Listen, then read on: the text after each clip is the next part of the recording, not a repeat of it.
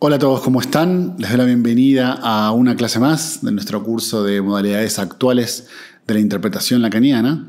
Y quiero invitarlos en esta clase a que recuperemos la propuesta de un autor muy relevante en el movimiento lacaniano o post-lacaniano. Quizás el más relevante de todos, sin lugar a dudas, el autor que tiene más auge en este momento y quizás uno de los psicoanalistas más reconocidos y que más convoca público en la actualidad, que es Jacques Alain Miller. Y específicamente en la propuesta de Jacques Alain Miller quisiera que nos enfocáramos en una idea técnica que él propone, que es la operación de reducción, ¿sí? La idea de que una de las funciones centrales del analista lacaniano dentro del consultorio es llevar a cabo una operación de reducción sobre el discurso del paciente. Así que bueno, esa es la propuesta. Como siempre, sin demasiada introducción, vamos a pasar a leer las referencias, que en este caso, para trabajar este problema, yo les propongo analizar la propuesta de Miller en un texto que se llama El hueso de un análisis.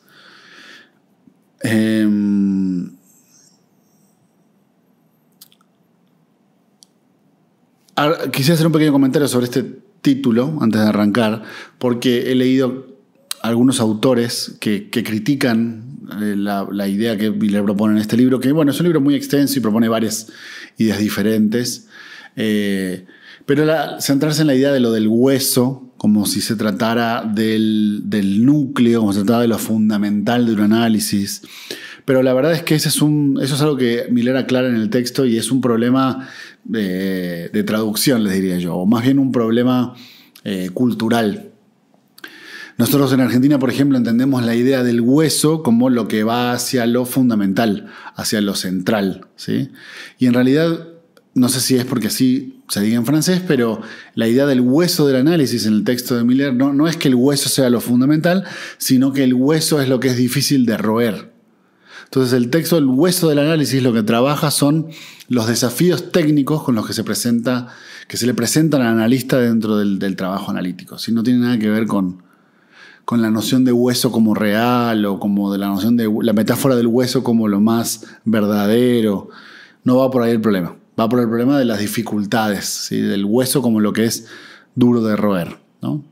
Entonces, bueno, específicamente quisiera que trabajáramos algunas partes del primer capítulo y un fragmento del segundo capítulo para justamente entender a qué se refiere la propuesta de la operación de reducción, ¿sí? Ahora voy a explicarles por qué me confundí con la idea de amplificación significante y ahora les explico las dos diferencias. Entonces, bueno, hay algunos fragmentos que rescaté para ustedes, vamos a ir analizándolos como hacemos siempre y los vamos a ir comentando. Pero arranquemos entonces con la introducción de esta idea de qué significaría una operación de reducción. O sea, qué significa que el analista efectúe una operación de reducción sobre el discurso del paciente. Dice entonces Miller en la página 21, empiezo a mencionarlo y después lo vamos comentando. Digamos que hay en el análisis una operación de reducción. Por cierto, bien conocida en los Estados Unidos, donde a los analistas se los llama reductores de cabezas, ¿no? Los shrinks. Una broma sobre la idea de shrink, del loquero, y la idea de la reducción de la cabeza, ¿no? Fenomenal percepción de que hay una reducción presente en un análisis. De esa reducción al hueso. ¿Qué es la reducción? ¿Cómo procede? ¿Sí? Como si tratara de reducir. La búsqueda, ahora sí en esta metáfora, la idea del hueso, la búsqueda de lo fundamental. Lo interesante de este punto es que Miller va a plantear, como siempre lo digo, Miller en ese sentido es un lacaniano distinto, ¿no? Es un psicoanalista lacaniano que es muy claro en lo que expone, tiene mucho interés de que se entienda lo que está proponiendo. Y eso ya lo hace particularmente distinto del resto de los colegas en ese mundo lacaniano, ¿no? Entonces vamos a ir viendo cómo esta articulación de la idea de reducción la va haciendo paso por paso. La idea es que podamos entender cada uno de esos pasos para entender, después les pondré algunos ejemplos de cómo opera para él la idea de que el psicoanalista reduce las cosas, reduce el discurso durante la función, en su función clínica. Ahora, la clave es que él piensa oponer la idea de la reducción como una operación analítica, oponerla a la idea de amplificación significante. ¿Sí? Que es básicamente la idea de amplificación significante, ahora lo voy a explicar, pero es básicamente la idea que propone Lacan, ¿no? Es decir, que el significante en sí mismo siempre tiende a la amplificación. Para algunos de ustedes ya será bastante obvio, para otros no tanto, y lo iremos viendo, pero es muy claro cómo en la propuesta de Lacan el significante, por su naturaleza, y cuando digo su naturaleza me refiero al hecho específico de que un significante en sí mismo no significa nada y que por ende requiere de otro significante para producir algún efecto de sujeto o algún efecto de significación, es muy claro cómo produce siempre amplificación, lo que Lacan llama en sus conferencias americanas oleaje, ¿no?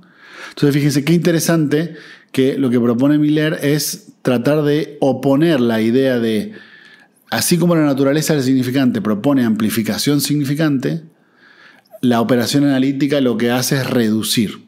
Es una idea muy interesante, ¿sí? Es una contraposición. Vamos primero sobre la idea de amplificación significante para que eso quede claro. En el lenguaje, estoy en la página 21, ¿no? En el lenguaje hay un poder esencial de proliferación. Por eso opongo amplificación y reducción, ¿sí? Es esto que les decía, hay un poder esencial de proliferación porque los significantes se requieren entre sí, entonces se multiplican entre sí a medida que uno va hablando. Lo escrito está siempre preñado de esas posibilidades. También el habla. Proliferan como malas hierbas. También puede observarse la amplificación en el registro del sentido, en el sonido y también en la referencia, ¿no? Son tres formas de mostrar cómo se amplifica. Por un lado el sentido, ¿no? Porque bueno, claro, como ninguno significa nada en sí mismo, se amplifican. Por otro lado el sonido, ¿no? Lo que veíamos hace unas clases sobre el problema de la homofonía. Y en el sentido de la referencia, porque claro, como un significante en sí mismo no apunta a una referencia en el mundo, sino a otro significante, las referencias son siempre múltiples, ¿no? Amplificación del sentido. 2 puntos. Todo lo que se dice puede ser interrogado sobre lo que eso quiere decir, de modo tal que el habla que se explica está obligada a proseguir sin fin, a complicarse, a enroscarse en sí misma, ¿no? Es una idea muy interesante. Tenemos la primera amplificación, que es la amplificación en el sentido, ¿sí? Como dice Miller, como todo lo que se dice uno puede interrogar sobre qué quiere decir eso. Cuando uno dice algo, siempre está obligado a proseguir en ese discurso. Y esa prosecución puede complicarse, puede incluso enroscarse en sí misma, ¿no? Por ejemplo, cuando la gente explica algo y tratando de explicar algo, aumenta las cosas que sigue diciendo y cuanto más explica y más aumenta, más se enrosca en lo que trata de decir, ¿sí? Ahora, ese funcionamiento, como bien dice Miller, es natural del lenguaje. ¿Por qué? Porque como lo que yo digo nunca coincide, es una idea de Lacan, ¿no? Nunca coincide plenamente con lo que estoy diciendo, siempre me queda la sensación de no lo dije tal cual lo quería decir, o no lo dije tan bien, o no lo dije como lo había pensado. Entonces, a la hora de tratar de explicar eso que estoy diciendo, se multiplica el lenguaje, se amplifica el sentido y cada vez, paradójicamente, me alejo más de lo que quería decir. Y con esas explicaciones estoy cada vez más lejos del sentido original, ¿no? Que es una paradoja, porque uno trataría, en términos generales, de decir algo con cierta claridad, ¿no? Ahora pongamos el ejemplo del sonido, ¿sí? ¿Cómo es que funciona este problema de la amplificación en el sentido del sonido? Cuando el sonido comanda la danza macabra, la palabra se desenvuelve al sabor de las asonancias, de las homofonías, y el sentido la sigue como puede. Por ejemplo, en la fuga de ideas características de la manía, ¿no? Es un muy buen ejemplo. Como ahí la relación puede ser, él llama la metáfora muy linda de la danza macabra, pero más allá de eso, la relación de cómo las asonancias y las homofonías pueden ir avanzando. Esto es muy claro en el discurso de la manía, dice él, incluso en algunos pacientes, por ejemplo, pacientes graves que estén atravesando momentos maníacos, es muy evidente cómo el lenguaje se empieza a relacionar simplemente por homofonías, ¿no? Y el sentido, dice Miller, lo va siguiendo como puede, pero bueno, siempre va por detrás, ¿no? Eso también es una característica de este discurso delirante, ¿no? Fíjense cómo acá también tenemos amplificación, aunque tenemos amplificación por el sonido, ¿no? Es decir, yo empiezo a hablar sobre algo y entonces hay una palabra que se relaciona con otra homofónicamente, entonces sigo hablando de ese otro y bueno, eso se va amplificando, amplificando, amplificando. Son ejemplos de amplificación. La palabra referencial está también siempre sujeta a la amplificación, tanto la palabra que describe como la que cuenta, animada de un movimiento virtualmente infinito y parece estar siempre en retraso frente a lo que hay que decir. Esta idea es muy interesante, toda la idea en realidad de la reducción es muy interesante para oponerla frente a otras propuestas de otros analistas lacanianos o poslacanianos que implican la idea de abrir. Yo no sé si habían escuchado esa idea, pero en una rama del poslacanismo es bastante popular, ¿no? Es decir, la clave es que hay que abrir, hay que abrir. Entonces no hay que hacer interpretaciones que cierren, sino que hay que hacer preguntas que abran y que abran y que abran. Bueno, justo a eso se está refiriendo Miller, ¿no? Si se tratara de abrir y abrir y abrir y abrir, abrir, el discurso se abre solo, naturalmente, infinitamente se abre, ¿sí? ¿Por qué? Primero, por el sentido, porque no hay una relación. Segundo, por el sonido. Entonces la amplificación implica esto que normalmente se escucha como abrir el discurso. Miller va a ir en el sentido contrario. Él va a decir, en vez de amplificar, lo que hay que hacer es reducirlo, ¿no? Ahora vamos a ver cómo, por supuesto. Los analistas saben bien de eso, de cómo el habla prolifera, cómo se amplifica. Hay, por ejemplo, en análisis aquellos que se acuerdan de todo, ¿no? Es que en ellos la palabra está al servicio de la memoria y con frecuencia de la hipermnesia, ¿no? Esa gente que te quiere contar todo tal cual y como fue. Entonces se acuerda exactamente de todo y trata de hacer una descripción de todo eso que está diciendo. Ya desde Freud sabemos que eso puede ser claramente una resistencia, ¿no? Porque nosotros no le pedimos al paciente, cuénteme todo lo que sucedió con todos los detalles precisos. Jamás le sugerimos eso. Lo que nosotros le pedimos es, diga lo que le venga a la mente, aunque le parezca que es algo tonto, que no tiene sentido, aunque le dé vergüenza, ¿no? Casi yo les diría lo contrario. Entonces, por ejemplo, el hiperdetalle, o lo que Miller llama la hipermnesia, muchas veces tiene la función de operar como una resistencia, ¿no? Por ejemplo, te dicen, se me vino una idea. Bueno, a ver, cuéntame esa idea. No, espera, te termino de describir cómo era la habitación en donde entré, ¿no? Ese exceso en la descripción puede ser defensivo. Bien. Bueno, ahí Miller hace un chiste en relación de Madame Funes, haciendo referencia a Borges, ¿no? A Funes el Memorioso, el texto de Borges, que si no lo han leído se los recomiendo. Es sobre un hombre que tras un accidente al caer de un caballo recuerda todo, no puede olvidar, ¿sí? Borges después contó que es una metáfora del insomnio, pero bueno, acá está la referencia memoriosa de Funes el Memorioso en una paciente, ¿no? Después hay otro ejemplo que pone Miller. Dice, bueno, también están los pacientes que quieren contar todo lo que pasa. La palabra al sentido del acontecimiento, ¿no? Entonces, ya no solamente la hipermemoria de todo lo que pasa, sino contar todo lo que sucede. O sea, que nada de lo que pasó quede por fuera, ¿sí? Después existen los que les gustaría explicar todo. Esto es la palabra al servicio de la razón o de la racionalización, que también hace muchos años en psicoanálisis sabemos que la racionalización funciona como un mecanismo de defensa, ¿no? La palabra que busca el porqué y da la respuesta para restituir el tejido de la causalidad. ¿Sí? Acuérdense que la idea de la racionalización es tratar de buscar una respuesta supuestamente racional a alguna idea o algún pensamiento que uno tenga. Eso lo que hace es defender de la propia asociación libre, ¿no? En el sentido de que implica, por ejemplo, defenderse de la pregunta, de, bueno, no sé, ¿por qué será que esto me sucede? Esa pregunta, que es una pregunta habilitadora de un espacio analítico, puede ser opacada o puede ser tapada con una respuesta racional, ¿no? Bueno, me pasa esto porque tal y tal y tal cosa me sucedió, por ejemplo, ¿no? Esa es una racionalización. Funciona de manera defensiva. Aquellos para los cuales la propia palabra es su propia opacidad. Es la palabra al servicio del misterio. La propia palabra como oráculo dicho por el otro, donde intentan leer sus verdades al descomponerlo, ¿no? Entonces, memoria, acontecimiento, razón, misterio, son los vectores de la amplificación significante en el análisis.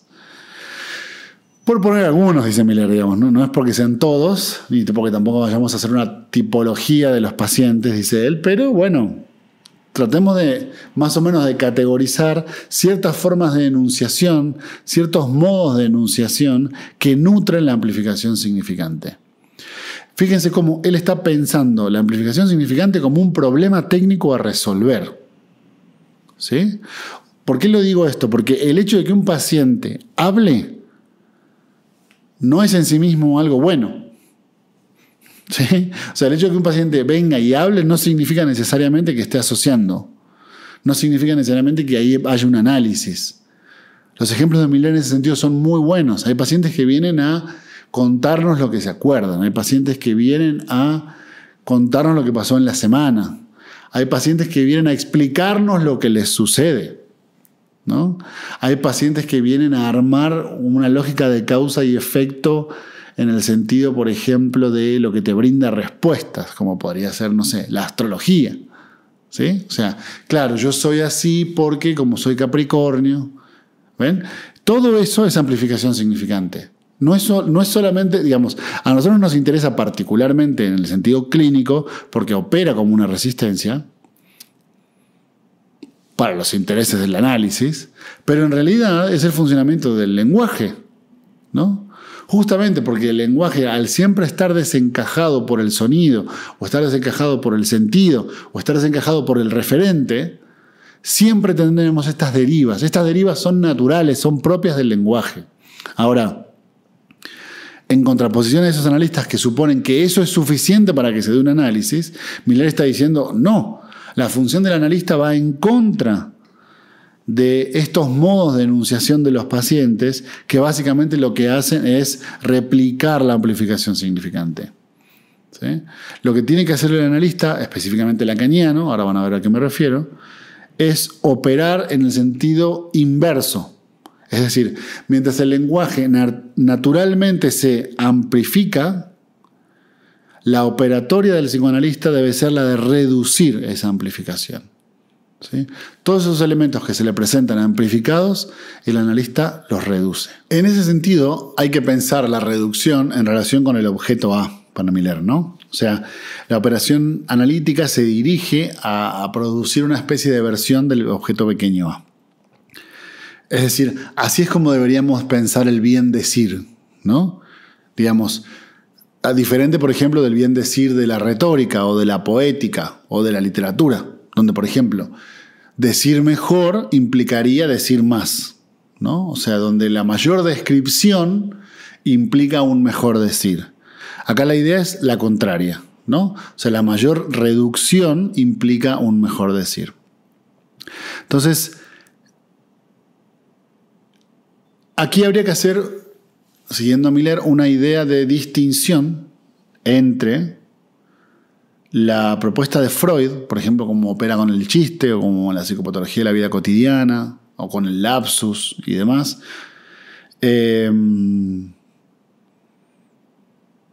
que también implica una idea de reducción, pero es diferente de la que va a proponer Miller, ¿sí? Entonces, dice Miller, me gustaría estudiar esto como tema, El procedimiento, los resultados, son ellos el hueso de una cura, su kern, su núcleo, lo que hace su dificultad, lo que es preciso resolver y que tal vez sea concebido por los analistas de maneras diversas. Cuando menciona el kern se refiere a la idea del núcleo de Freud, ¿no? ¿Se acuerdan del núcleo de nuestro ser, esa idea freudiana? Para referirse particularmente al ello, ¿no? Entonces, en este sentido dice, entonces comencemos tomando la palabra reducción, palabra usada por Freud a propósito del Witz, ¿no? Del chiste y su relación con el inconsciente. Es la operación que consiste en explicitar, en descomponer y enumerar los componentes que entran en la producción del efecto propio del chiste. ¿Se entiende? Para Freud, eso es lo que trabaja Freud en el chiste y su relación con el inconsciente, que es que la idea de reducción en Freud implica esa idea, explicitar, descomponer y enumerar los componentes que están en juego tanto en la producción como en el efecto que produce el chiste. Ya les advierto y les adelanto que la idea de Miller es la contraria, ¿no? Es decir, para él reducción va a significar lo contrario. Pero primero expliquemos un poco lo que dice sobre Freud.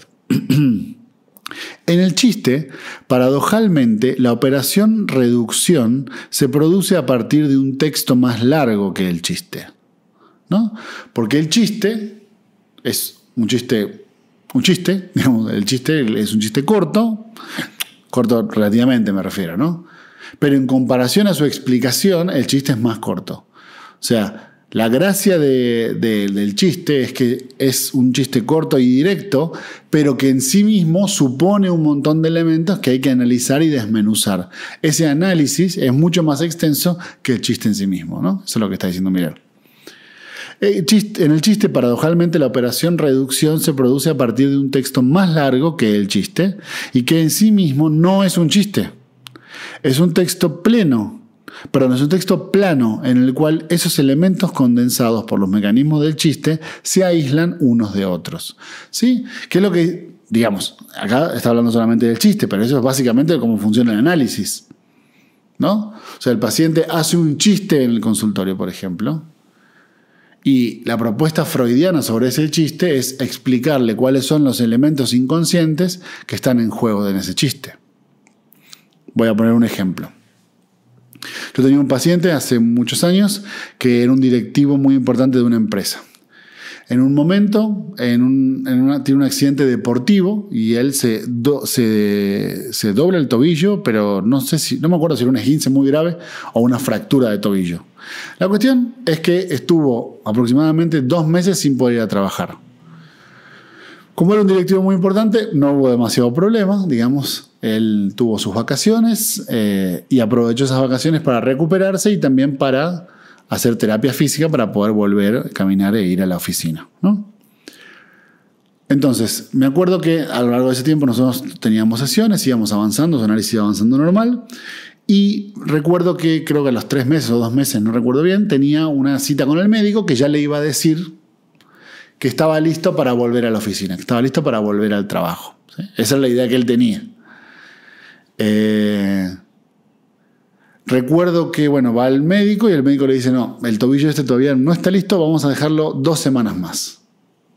O sea, él creía que el siguiente lunes volvía y ahí se le suman 2 semanas más de recuperación. Empieza la sesión y me dice, me cuenta un poco el tema de lo del pie, cómo no estaba del todo recuperado, las cuestiones técnicas que le había contado el médico. Y en un momento me hace un chiste. Y me dice, y voy a volver en 2 semanas. Si es que en este momento no están en todas las páginas de trabajo, en LinkedIn y demás, no está mi puesto ya publicado. Y se ríe. ¿Sí? ¿Se entiende el chiste? Voy a volver en 2 semanas si es que para ese momento no está ya publicado mi puesto de trabajo. Ja, y se ríe. Eso es un chiste. Ahora, en el sentido freudiano, ese chiste tiene un significado. ¿Qué significa el chiste? O sea, ¿por qué lo dice en este contexto analítico? ¿Por qué me está diciendo un chiste? ¿Por qué me está diciendo algo gracioso?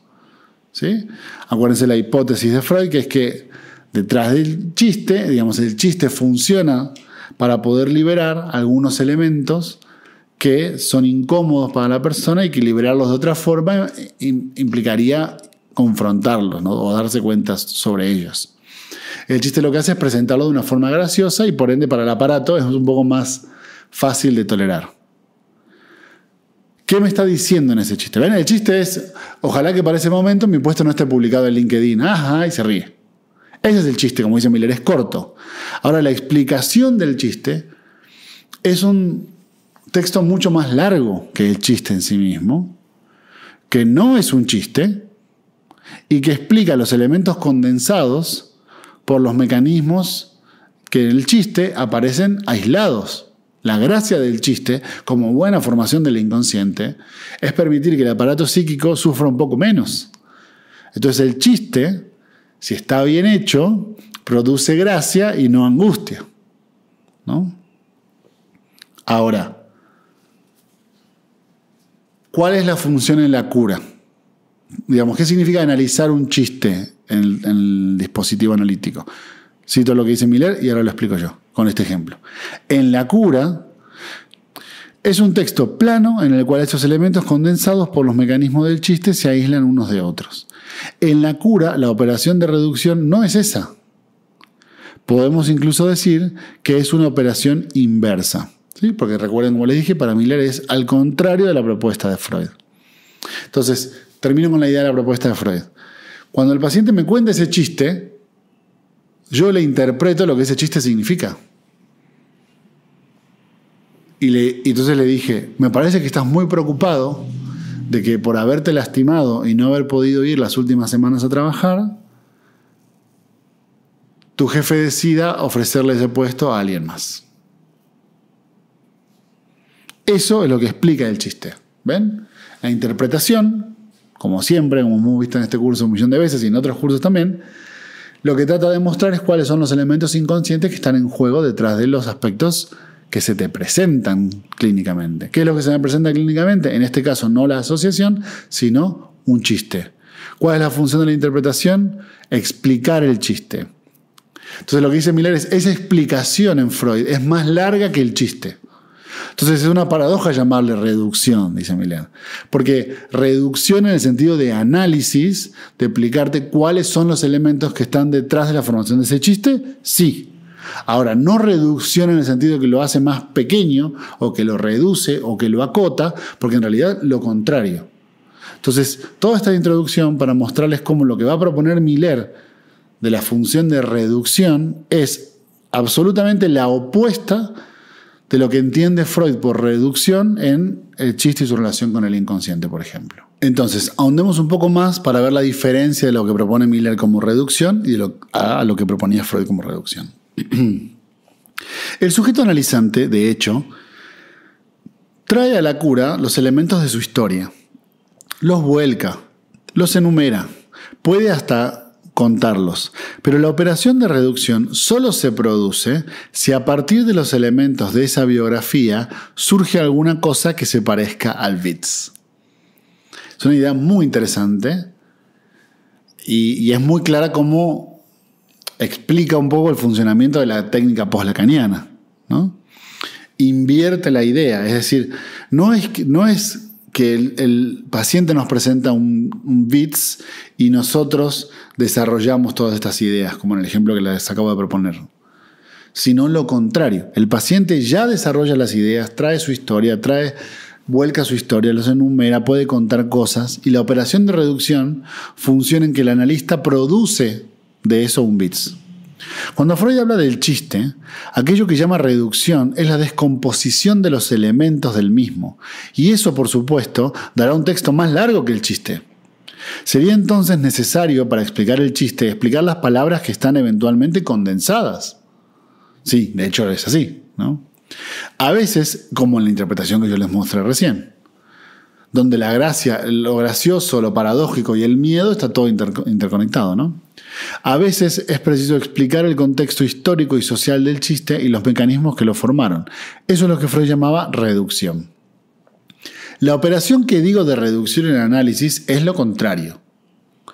El material que el analizante trae son los elementos de su biografía, uno a uno, los acontecimientos, los pensamientos y la operación de reducción es la condensación de todo eso en un bien decir como el del chiste. Suena muy buena idea, es una idea muy clara. Es la operatoria inversa, ¿ven? El paciente ya trae los acontecimientos, ya trae la biografía y lo que hace el analista es condensarlo en un bien decir. Bien decir que no está caracterizado como, por ejemplo, como decíamos, el de la poética o el de la literatura, que sea un bien decir extenso y detallado, sino un bien decir que sea concreto y preciso, ¿no? Como si fuese una especie de resumen dicho en una frase que englobe o implique lo que se está diciendo. Lacan compara el pase con el bits, identifica la estructura del pase con la del chiste. Bueno, eso es un poco aparte, pero creo que se entiende, o sea, ayuda para entender el punto, ¿no? Entonces, fíjense cómo la idea es precisamente la contraria, ¿ven? Es producir un bien decir corto, condensado, resumido. Hace mucho sentido en lo escueto de la clínica post-lacaniana, ¿no? No perdamos de vista que en general el analista post-lacaniano habla poco. Y sobre todo cuando habla no es muy explicativo, no desarrolla ideas demasiado extensas, ¿no? Tienen una preferencia por lo corto, por lo escueto, por lo breve, ¿sí? Y acá Miller está explicando por qué. Es breve porque es un bien decir, ¿ven? Es un resumen condensado que reduce todos estos elementos aislados y proliferados del significante a una matriz esencial. Es como que en Miller es muy clara la propuesta, ¿no? Sigo un poquito más. ¿Sobre qué incide la operación reducción en una cura analítica? Incide sobre el sujeto. Es la reducción subjetiva que se coloca en un plano más allá de la rectificación subjetiva. Esa idea es clarísima e interesantísima, ¿no? O sea, todos estos elementos de reducción, ¿sobre qué inciden? Sobre el sujeto. Entonces, la propuesta técnica podría llamarse la reducción subjetiva, ¿no? Que está colocada en un plano más allá de la rectificación subjetiva. Explico por qué y después se los leo. Porque la rectificación subjetiva tiene que ver con que el paciente tome un lugar particular. Ahí subjetivo significa el paciente. En cambio, reducción subjetiva, ahí subjetiva significa sujeto en el sentido de Lacan. O sea, de todo esto que se habló, de la historia, de los primos, de los amigos, del trabajo, ¿cuál es el sujeto central? ¿Sí? Digamos, ¿cuál es el elemento que condensa la estructura esencial de lo que se está haciendo, de lo que se está diciendo? Esa es la reducción subjetiva, ¿ven? Cito: el sujeto del que se trata no es aquel que al inicio del seminario llamé el ser hablante. No, ese es el sujeto aquí. El poeta es el ser hablante en su estatuto eminente, ¿no? Digamos, cuando decimos sujeto no nos estamos refiriendo, que es otra acepción de sujeto, a una persona, a un ser hablante, como podría ser el poeta. El poeta es el ser hablante que dice el poema, ¿no? El sujeto es antes poema que poeta. Lacan lo indica así: el sujeto es un ser hablado. Entonces, de lo que se refiere es al sujeto como efecto del lenguaje, ¿sí? No estamos hablando sobre nadie en particular. Entonces, reducción subjetiva significa reducir todo este despliegue de asociaciones hacia los elementos centrales del sujeto, es decir, hacia el tema fundamental del que se está hablando. En ese punto es una idea que se parece bastante a la propuesta de Lacan, ¿no? Sobre el poema subjetivo, el psicoanálisis realiza un tipo de análisis textual. Tiene por efecto extraer el elemento patético a fin de destacar el elemento lógico, ¿no? Eso es lo que hace. Extrae el elemento patético, es decir, el elemento del patos, todo lo que podría entenderse como la producción de efectos subjetivos o particulares de ese caso, y destaca el elemento lógico, o sea, la articulación lógica que está de fondo, ¿sí? Esta es una idea que he escuchado en muchos analistas actuales, incluso aunque no entiendan o no coincidan que la idea proviene de Miller. Pero bueno, es exactamente la misma idea. Digamos, reducir un caso clínico a su articulación lógica es lo que está proponiendo Miller en este sentido. ¿Cuál es el mecanismo por el cual se hace eso? El mecanismo de reducción. ¿Sí? Entonces, creo que ese punto ha quedado más o menos claro. Entonces vamos hacia pensar tres propuestas, digamos, tres elementos, tres mecanismos que están en juego, para decirlo más exactamente, tres mecanismos que están en juego en la operación de reducción, ¿sí? Que son importantes para poder entender ya de una forma más concreta cómo es que el analista lacaniano opera reduciendo este discurso del paciente. Los tres los voy a mencionar y después voy a explicar cada uno en detalle, ¿sí? El primer mecanismo es el mecanismo de repetición. El segundo mecanismo es el mecanismo de convergencia. Y el tercer mecanismo es el mecanismo de evitación. Entonces, planteados cada uno de ellos, voy a explicar cómo funcionan cada uno específicamente. Comencemos por analizar el mecanismo de repetición, ¿sí? Vamos a empezar por ahí.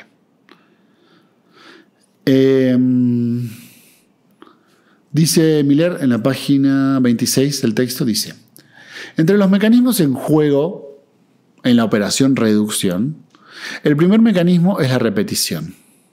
La libertad dada al analizante de decir todo lo que quiere, no sé si es todo lo que quiere lo que uno le sugiere, pero bueno, sino más bien todo lo que le viene a la mente, porque si no quiere lo tiene que decir igual. Pero bueno, pequeño paréntesis. La exhortación que lo afecta por la regla analítica de no disimular lo que viene a su pensamiento es tanto más manifiesta cuando el sujeto es conducido a redecir, a repetir lo mismo. ¿Sí? Entonces, por la libertad que le brinda al analizante el decir todo lo que le venga a la mente, esta exhortación que lo afecta de no disimular todo eso que le va viniendo a la mente es más manifiesta cuando el sujeto es conducido a redecir o a repetir lo mismo, lo que ya dijo. ¿Sí? Le damos toda libertad de hablar y constatamos la repetición de lo mismo. O sea, le decimos que diga cualquier cosa y notamos que vuelve a decir lo mismo. No es ficción. Es un hecho, es aquello de lo cual está hecha la experiencia en el diván y aquello que asistimos desde el sillón. En el fondo, es un saber de los analizantes y de los analistas que es así que eso ocurre, que lo mismo puede surgir a partir de la producción de lo diverso. Es una muy buena idea. Digamos, no es muy novedosa, pero es una buena idea. Es decir, ¿qué hay de curioso? ¿Cuál es el gran descubrimiento psicoanalítico? Que obviamente está planteado en Freud, pero bueno, ¿cuál es el gran descubrimiento psicoanalítico? Ustedes le dicen a los pacientes, diga cualquier cosa y siempre terminan hablando de lo mismo, ¿no? Esta es una experiencia que no solamente sucede en el consultorio, seguramente ustedes conocerán gente por fuera del consultorio, digamos, gente que no sea paciente de ustedes, y se habrán dado cuenta que la gente siempre habla sobre lo mismo, ¿no? Es decir, cuando la gente tiene la libertad de hablar, termina hablando siempre de lo mismo, ¿no? Entonces, a eso nos referimos con el mecanismo de la repetición, ¿sí? Que es que brindarle la libertad de decir lo que sea y que la gente repite siempre lo mismo. Vamos a tomar un pequeño ejemplo clínico que plantea Miller en la página 27, que es muy bueno para entender cómo la repetición se relaciona con la idea de reducción. ¿Sí? Dice así: tomemos un ejemplo. Un hombre que se llama Héctor cuenta su amor por María. Cuenta su amor por Ana y que dejó a María por Ana. Y luego cuenta su amor por Esther. Si bien cada historia es diferente, lo que aparece es que las tres presentan el mismo rasgo, que las tres son superponibles y que los acontecimientos obedecen en definitiva a la misma estructura. ¿Sí? Este es un uso medio coloquial de la noción estructura, pero igualmente es interesante, ¿no? O sea, estructura en el sentido de los cimientos. Más allá que después la presentación sea diferente, los cimientos son más o menos siempre los mismos. ¿Sí? podemos decir que la repetición conduce a una operación reducción que es una formalización. Bueno, esta es un poco la idea que les decía recién. Últimamente, en los últimos años, la idea de formalización está bastante en boga. Seguramente lo habrán escuchado un montón de veces. Es una idea de Miller, digamos. Sé que a algunos no les gustará mucho aceptarlo, pero es una idea de Miller, ¿no? Es decir, lo importante de estas, digamos, ahí está la diferencia de lo del patos y la lógica, ¿no?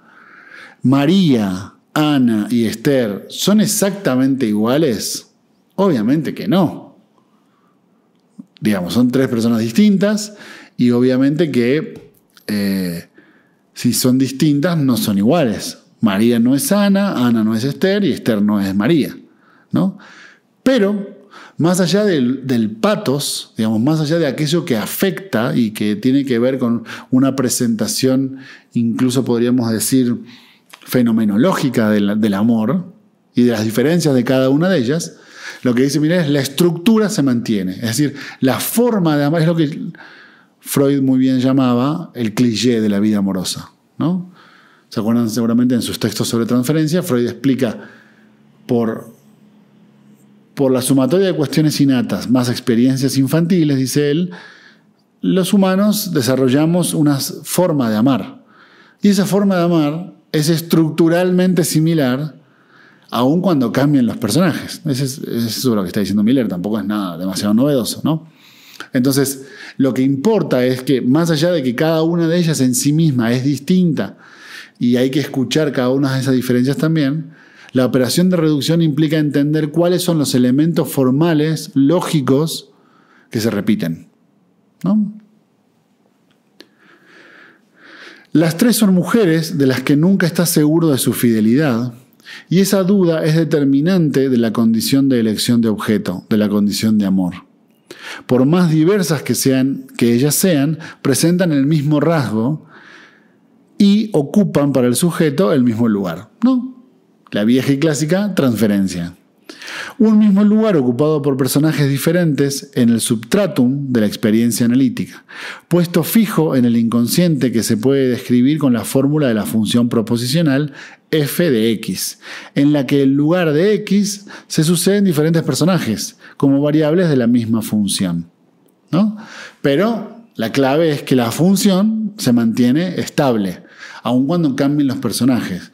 ¿Qué elemento es el cual que habría que apuntar, por ejemplo, en este caso? Que él nunca está seguro de su fidelidad, ¿no? Y que como no está seguro, esa duda que él tiene sobre eso es determinante para la relación que tiene con ese objeto.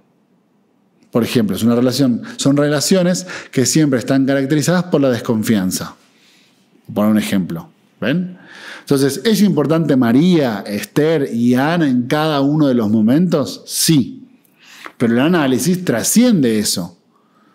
¿Ven? Y esa trascendencia en la repetición es lo que Miller llama reducción. Podemos decir que esta es en esencia la operación de reducción que procede de la repetición. En el fondo es la reducción proposicional. Podemos decir que forma parte de la formación del analista saber operar esa reducción proposicional, saber reducirla a una constante, es decir, captar la función en relación a la cual existen las variables. Y acá entiéndase incluso función en su sentido menos, digamos, formal y más coloquial, es decir, qué función cumple cada una de estas mujeres en ese momento. La función se mantiene estable, aunque los personajes cambien, ¿no? Es una idea psicoanalítica clásica. Un paso más consistiría en encontrar el prototipo supuesto de las variables. El personaje supuestamente original del cual derivan los otros personajes. Variables. ¿Sí? En el caso de Héctor, está claro que el personaje prototípico es la madre. ¿Bien? Esto es lo que significa Edipo en psicoanálisis, ¿no? Digamos, no necesariamente el cuento de matar a papá y enamorarse de mamá, sino entender que la forma de relación está armada prototípicamente. Entonces, la repetición que al paciente se le presenta como una anomalía en su vida es una repetición natural, que la función del análisis es destacarla. O, como diría Miller, reducirla a sus coordenadas centrales, ¿sí? Para poder explicarla, para poder hacer consciente lo inconsciente. En el fondo, la condición de amor de Héctor lleva a esa marca edípica. Y agrego sin comentarlo que decir simplemente es un celoso no resuelve nada.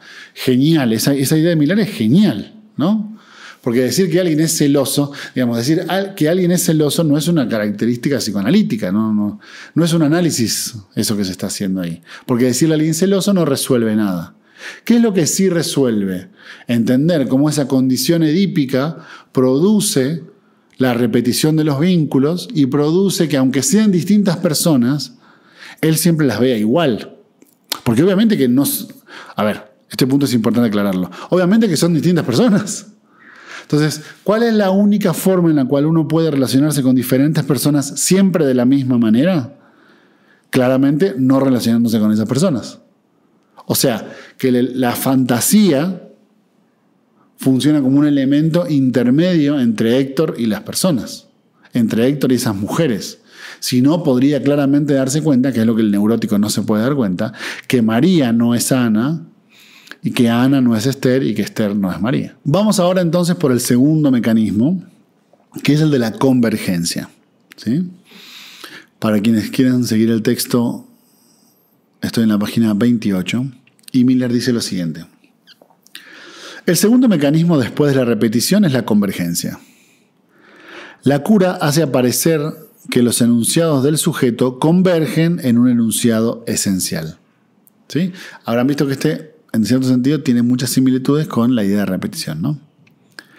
Decir uno es una simplificación, pues puede haber varios enunciados esenciales en un análisis. Aquí pueden presentarse dos casos. Puede suceder que este enunciado esencial se destaque por el propio discurso del analizante y que se hable de alguna cosa que nunca se olvidó, algo que fue dicho y que se inscribió para siempre, que siempre determinó todos los percances de la existencia, alguna cosa dicha que pudo tomar valor de oráculo, ya sea que se haya dedicado a verificarlo o precipitado a desmentirlo. Es buenísima esa idea, ¿sí? Fíjense, acá se parece a la repetición, pero no es lo mismo, digamos. No es que las cosas vuelven a ser una y otra vez, sino que todos los dichos convergen en el mismo lugar. Todo lleva al mismo lado, todo lleva a la misma conclusión.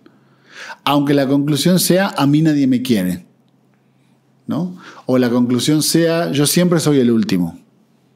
O la conclusión sea, todos se aprovechan de mí. O la conclusión sea, a mí nadie me elige, ¿sí?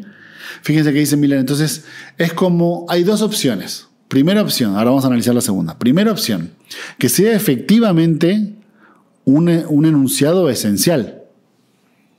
Que ustedes lo escuchen literalmente en el discurso del paciente, ¿no? Que te diga todo el tiempo, nadie me elige, nadie me elige, nadie me elige, nadie me quiere, siempre soy el último. O sea, que lo diga en distintos momentos y que lo repita. Esa es la primera, ahora vamos a ver a la segunda. Y en esa categoría está la idea de que esa frase, esa conclusión, digamos, esa enunciación, ese enunciado, siempre determinó los percances de la existencia de esa persona, ¿sí? Y funciona como un oráculo, que es una gran metáfora, digamos, es la gran metáfora de la tragedia griega para pensar el inconsciente, ¿no? O sea, el problema del inconsciente es que, por ejemplo, como en todas las tragedias griegas, nosotros tratamos de escapar del destino y paradójicamente en ese escape volvemos a caer en los elementos de destino, ¿no? Lo que Freud llamaría genialmente una neurosis de destino. Ese es por un lado, ¿no? O sea, el funcionamiento de ese enunciado como un oráculo. Ya sea que, dice Miller, dos vertientes que son muy interesantes, está muy bien que lo diga así, porque son dos vertientes distintas, aunque idénticas. Ya sea para dedicar a verificarlo, o sea, yo todo el tiempo verifico que nunca me eligen, nadie me quiere. O sea, que mi vida sea una forma de verificar ese enunciado, o que yo dedique mi vida a tratar de desmentirlo, ¿no? Supongan que el enunciado es, por poner una categoría genérica de los neuróticos, tú no vas a poder, tú no puedes porque no eres inteligente. Entonces el neurótico organiza toda su vida para tratar de demostrar que es inteligente, teniendo siempre la misma conclusión de que al final no es inteligente, ¿no? Entonces con esa ambivalencia transita la vida. ¿Se entiende? Ya sea para verificar el enunciado o para desmentirlo. Lo importante de la operación de reducción en ese sentido es que todo el discurso converge en ese punto. Converge en nadie me quiere, no soy inteligente, nunca me eligen, siempre eligen a otro, bla, bla, bla, ¿no?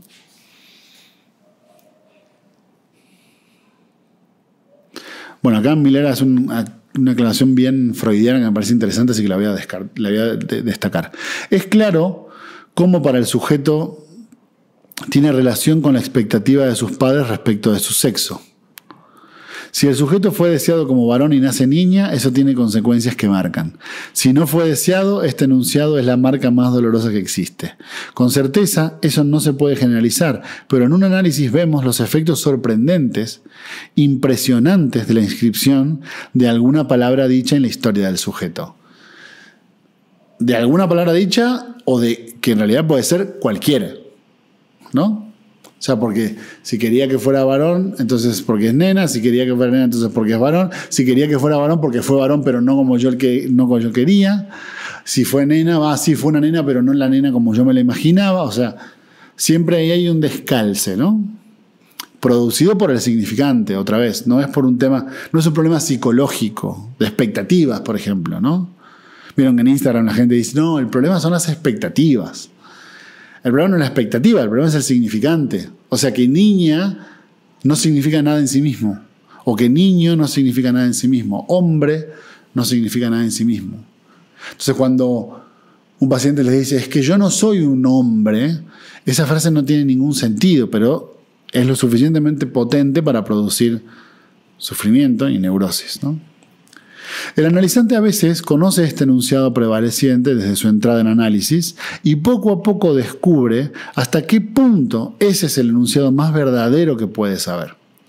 Trae la marca de este enunciado y descubre entonces que los avatares de su vida son reductibles al efecto de este decir, ¿no? Esa es la primera opción. Hay una frase característica que funciona como un campo gravitacional muy fuerte, ¿ven? Entonces produce que todo converja ahí. Todo termina por convergencia en el elemento de, claro, ¿ves? Yo sabía que no me quería. Claro, ¿ves? Al final nadie me elige, ¿sí? Pero, dice Miller, haciendo una lectura todavía más interesante, que para mí es la vuelta más freudiana del caso, y que quisiera destacarla porque me resulta notable, dice, hay otra variante de esta rúbrica. El caso en el que el enunciado sobre el que perdón, lo voy a leer bien porque lo leí mal. Hay otra variante de esa rúbrica. El caso en el que el enunciado sobre el que el discurso converge no es producido por el analizante. Es el analista quien debe producirlo como interpretación y se inscribe en el mismo lugar que el enunciado primordial. ¿Ven? Ahí está la lógica de la reducción. En el primer ejemplo ya estaba ese enunciado y todo se reduce ahí, ¿no? Converge ahí y se reduce. Esta idea es todavía más interesante porque es todavía más similar a lo que sucede realmente en el tratamiento de la neurosis. Digamos, es cierto que siempre se converge en ese punto, pero el paciente no sabe que converge ahí. Es cierto que siempre llega a las mismas conclusiones sobre sí mismo, pero no sabe que lo hace. Entonces es el analista el que produce, en este caso, la interpretación. Ah, claro, otra vez lo dejan afuera. Ah, claro, otro ejemplo de que nadie lo quiere. ¿Ven? Lo mismo que decíamos en el caso de Héctor, se reduce el patos de cada una de las escenas. Porque una escena es cuando no me invitaron al partido de fútbol. La otra escena es cuando los muchachos del trabajo hicieron un asado y no me invitaron. Cuando la familia de mi mujer se fueron todos de vacaciones y a nosotros no nos invitaron. Entonces, cada una es distinta, en cierto sentido. Pero la lectura estructural lo que hace es tomar el elemento central de eso y analizarlo. ¿Ven? Ahí es donde está la reducción. ¿Qué es lo que estos 4 escenarios comparten? Que usted fue excluido, que usted no fue elegido, Entonces, esta segunda variante me parece mucho más interesante porque es el analista el que produce con una interpretación el enunciado en el que converge siempre todo, ¿no? Ese es el caso de una interpretación inolvidable, a veces única, y que el analizante conserva de su cura analítica, ¿no? Cuando uno le puede decir, bueno, fíjese cómo usted al final nadie lo elige. Fíjese cómo usted al final nadie lo quiere, ¿no? Por tanto, el segundo mecanismo que aíslo es la operación de reducción. Perdón, de la operación de reducción es ese enunciado de convergencia que es el significante amo del destino del sujeto. Fíjense cómo lo dice de muchas formas distintas, pero en realidad apunta a lo que ya sabemos, que es, ok, de todo eso que me está diciendo, ¿qué es lo que me está queriendo decir? ¿Cuál es el punto central que está detrás de todas estas no invitaciones? Bueno, quizás el elemento de que usted nunca lo eligen. Bueno, y como tercer y último elemento, me gustaría destacar el que Miller llama la evitación, que lo van a encontrar en el próximo capítulo, en la página 41. Es como una especie de reverso de estas ideas que mencioné recién, pero igual vale la pena destacarlo y explicarlo aparte, me parece a mí, porque es interesante. Dice Miller entonces, estoy en la página 41.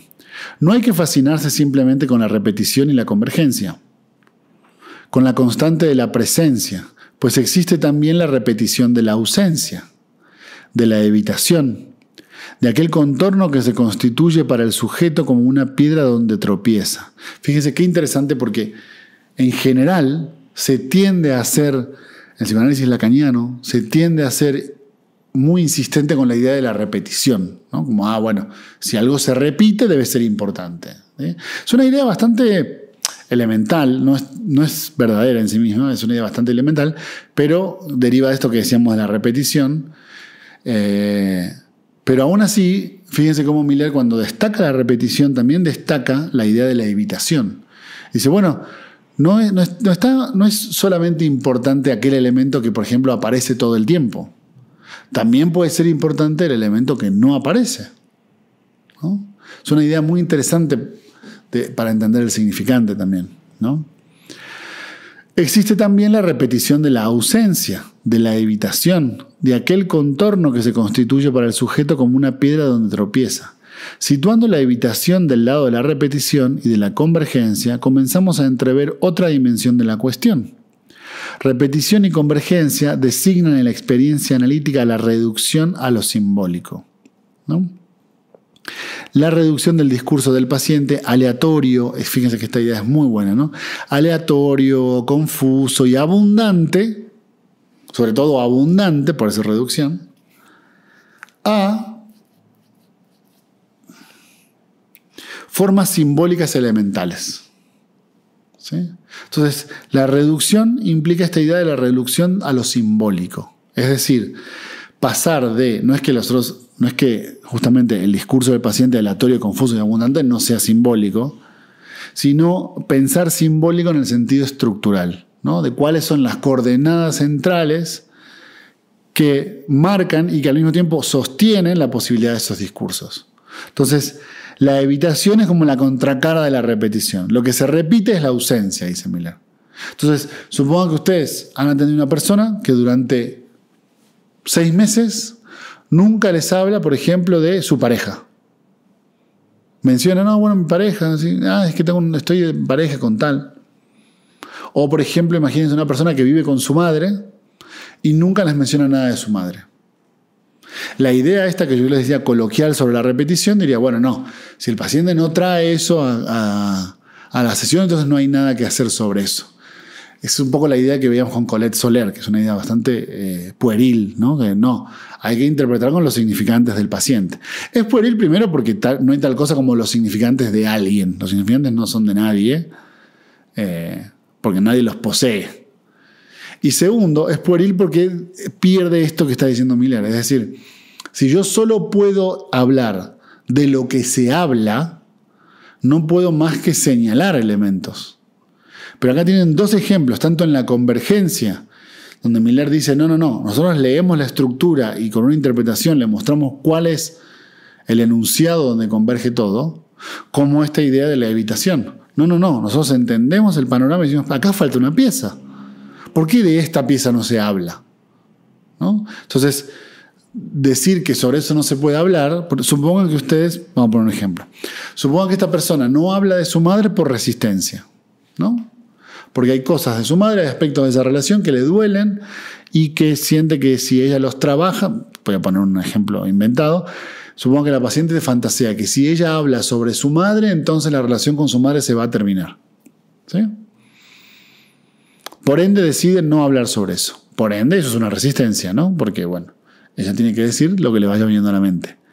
Ahora, si nosotros no decimos nada sobre esa evitación, somos cómplices de esa resistencia. Entonces, si yo solamente puedo hablar sobre lo que el paciente trae, entonces nunca puedo decir nada que el paciente no sepa. O nunca puedo mostrarle aspectos al paciente el paciente que no quiere ver. Acá la idea de evitación en Miller apunta justo a ese punto. No solo se repite la presencia, también se repite la ausencia. Entonces un personaje que no se dice, una palabra que no se puede mencionar, ¿no? Hay gente que te dice cosas como, bueno, y entonces hicimos, usted ya sabe qué hicimos. Y por ejemplo no puede mencionar al acto sexual. No es una pregunta analítica preguntarse, ¿y por qué esta persona no puede mencionar el acto sexual? ¿Ven? Entonces yo solamente estoy limitado a hablar de lo que se habla, no voy a poder más que señalar. Ahora, si puedo hablar también de lo que no se habla, quizás ya se habilita la posibilidad de la interpretación. Así que bueno, esos son los 3 mecanismos: repetición, convergencia y evitación para explicar la operación de reducción de Jekyll y Miller. Espero haber sido claro, espero que les haya gustado la clase y nos vemos en una clase más de este curso. Que estén muy bien.